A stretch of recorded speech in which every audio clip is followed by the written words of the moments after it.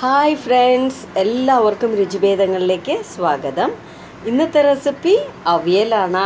നമ്മുടെ സദ്യയുടെ അവിയൽ, അതും പാലക്കാട് സ്റ്റൈലിൽ. എല്ലാവരും ഈ വീഡിയോ ഫുള്ളായിട്ട് തന്നെ കണ്ടു നോക്കുക. എൻ്റെ ചാനൽ ആദ്യമായിട്ട് കാണുന്നവരാണെങ്കിൽ ഒന്ന് സബ്സ്ക്രൈബ് ചെയ്യണേ. അപ്പോൾ തൊട്ടടുത്തുള്ള ഒരു ബെല്ലൈക്കൺ വരും, അതും ക്ലിക്ക് ചെയ്യണം. എന്നാലേ ഞാനിടുന്ന വീഡിയോസിൻ്റെ നോട്ടിഫിക്കേഷൻസ് നിങ്ങൾക്ക് ഉടനെ തന്നെ കിട്ടുള്ളൂ. അവിയലിനുള്ള കഷ്ണങ്ങൾ ഞാൻ നീളത്തിൽ എല്ലാം ഒരേപോലെ അരിഞ്ഞിട്ട് വൃത്തിയായിട്ട് കഴുകി വെച്ചിട്ടുണ്ട്. അതിലെന്തൊക്കെയാണ് ചേർത്തിരിക്കണമെന്ന് വെച്ചാൽ മുരിങ്ങക്കായ, കുമ്പളങ്ങ, ചേന, നേന്ത്രക്കായ, പച്ചപ്പയർ, പടവലങ്ങ, അവരയ്ക്ക, ക്യാരറ്റ്, ബീൻസ്, അങ്ങനെ 9 പച്ചക്കറികളാണ് ഞാൻ ഇന്ന് ഈ അവിയൽ ഉണ്ടാക്കാൻ എടുത്തത്. കുക്കറിലേക്ക് ഞാൻ പച്ചക്കറികൾ ഇട്ട് കൊടുക്കണം.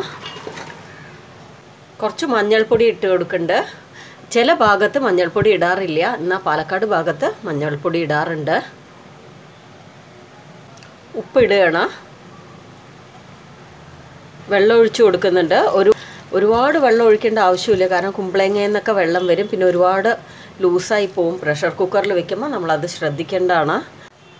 ഒന്ന് ഇളക്കി കൊടുക്കാം. ഞാൻ 2 വിസിലിൽ പ്രഷർ കുക്ക് ചെയ്തെടുക്കാൻ പോവുകയാണ്. ഞാനെടുത്ത പച്ചക്കറികൾക്ക് ഞാൻ ഒരു മീഡിയം സൈസ് തേങ്ങയാണ് എടുത്തത്. കുറച്ച് ജീരകം, പിന്നെ 10 ചെറിയ പച്ചമുളക്. ഇങ്ങനെ മുറിച്ച് കൊടുത്തിട്ടുണ്ടെങ്കിൽ നമുക്ക് ചതച്ചെടുക്കാൻ പെട്ടെന്ന് ചതഞ്ഞ് കിട്ടും. വെള്ളം ഒന്നും ചേർക്കാതെ ജസ്റ്റ് പൾസ് മോഡിൽ ഒന്ന് കറക്കി എടുത്തിട്ട് വരാം. ഇങ്ങനെ അരച്ചെടുക്കാൻ പാടുള്ളൂ, ഒരുപാട് മഷി പോലെ അരച്ചെടുക്കാൻ പാടില്ല അവിയലിന്. ഇങ്ങനെ ഒന്ന് ആ പൾസ് മോഡിലിട്ട് ഒന്ന് ജസ്റ്റ് ചതച്ച പോലെ, അമ്മിക്കല്ലുള്ളവർ അതിൽ ചെയ്യുന്നതായിരിക്കും ഏറ്റവും നല്ലത്. അരപ്പ് നമുക്ക് ഇതിൽ ചേർക്കാം.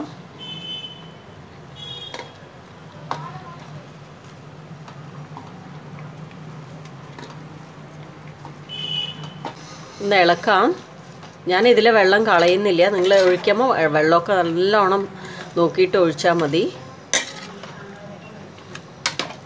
കുറച്ചുകൂടെ ഉപ്പ് വേണം. ഓൾറെഡി നമ്മൾ ഇട്ടിട്ടുണ്ടായിരുന്നു പച്ചക്കറികൾ വേവിക്കണ സമയത്ത് തന്നെ.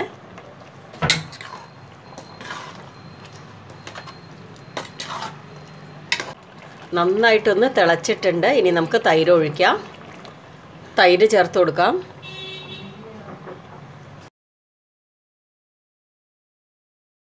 ഒരുപാട് പുളി ഇല്ലാത്ത തൈരും ഒരുപാട് പുളി ഉള്ള തൈരും യൂസ് ചെയ്യാൻ പാടില്ല. ഒരു മീഡിയം ലെവലിലുള്ള തൈരാണ് യൂസ് ചെയ്യേണ്ടത്. ഒരുപാട് പുളിപ്പായാലും കഴിക്കാൻ ബുദ്ധിമുട്ടാണ്. ഇനി നമുക്ക് ഓഫ് ചെയ്യാം. കറിവേപ്പില ഇടാം. വെളിച്ചെണ്ണ ഒഴിക്കാം. ഇതാണ് ഇതിൻ്റെ ഹൈലൈറ്റ് തന്നെ. അവിയലിൻ്റെ ലാസ്റ്റായിട്ട് നമ്മൾ ഒഴിക്കണ പച്ച വെളിച്ചെണ്ണയുടെ മണം അവിയൽ ഉണ്ടാവണം. ഇപ്പം നമുക്ക് കുറച്ച് ലൂസായി തോന്നുമെങ്കിലും പാത്രഭാഗം വന്നതിന് ശേഷം കറക്റ്റായിട്ടുള്ള കൺസിസ്റ്റൻസി ആയിരിക്കും. ഇനി ഒന്ന് അടച്ച് വയ്ക്കാം. കുറച്ച് നേരം കഴിഞ്ഞ് നോക്കുമ്പോൾ കണ്ടില്ലേ, ഇത് കറക്റ്റായിരിക്കും.